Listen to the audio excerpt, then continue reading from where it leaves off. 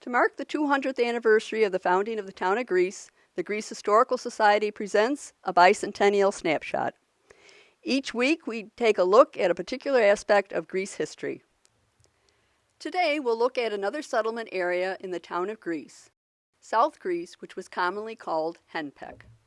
This settlement formed around the only Greece stop on the Erie Canal, known as the Port of South Greece. As this historical marker indicates, in its heyday, in Henpeck, there were 25 homes, a post office, grocery stores, school number 12, a warehouse, and 2 doctors serving the community.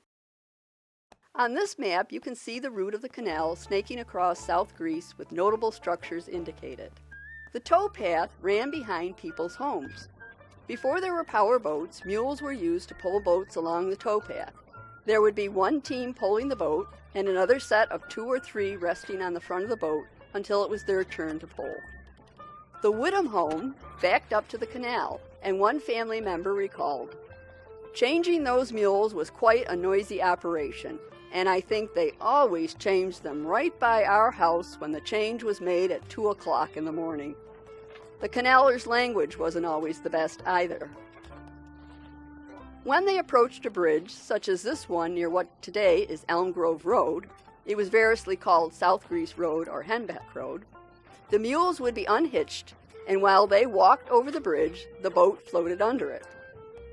Those mules were not allowed to run across the bridge. If they were not walked across the bridge, the boat owners could incur a fine.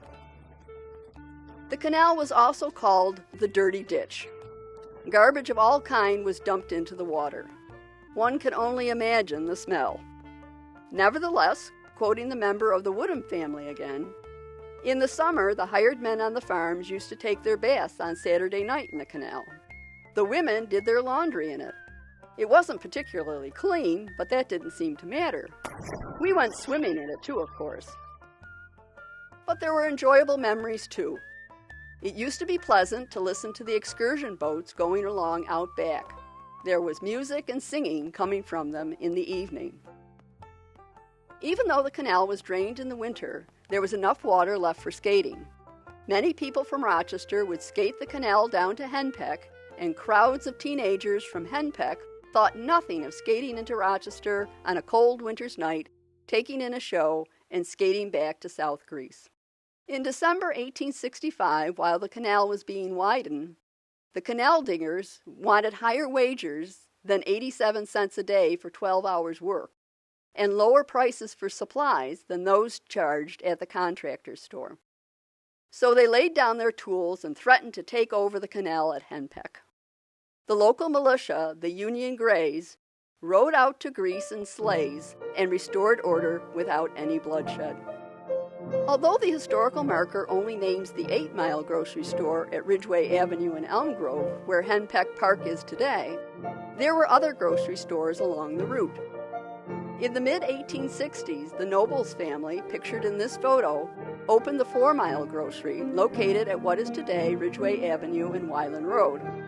Contained within was the Logger Saloon, where travelers could get a pint of hard cider as well. There was also a grocery store just west of Long Pond at the 6-mile point, and at Manitou Road, the 9-mile point. Jane Bell Hawthorne ran a store on the canal in South Greece, most likely near the dock at Ridgeway Avenue and Elmgrove Road. Here is a picture of District School number 12. Today it is a private home. In addition to a drying house for preserving fruit at Henpeck, the apple Dryhouse mentioned on the historical marker, there was a blacksmith shop and a wire weaving shop where mesh was woven out of brass wire to be used in the papermaking industry. Dr. Adile Buell and his son, Dr. Emsley Buell, provided medical care for the residents of South Greece for many years. Dr. Adile Buell was also a surgeon. According to an article written by his granddaughter, the elder Dr. Buell, who settled in Greece in 1836, was instrumental in getting the first mail delivery to South Greece. At first, neighbors took turns in driving to Spencerport to pick up the mail.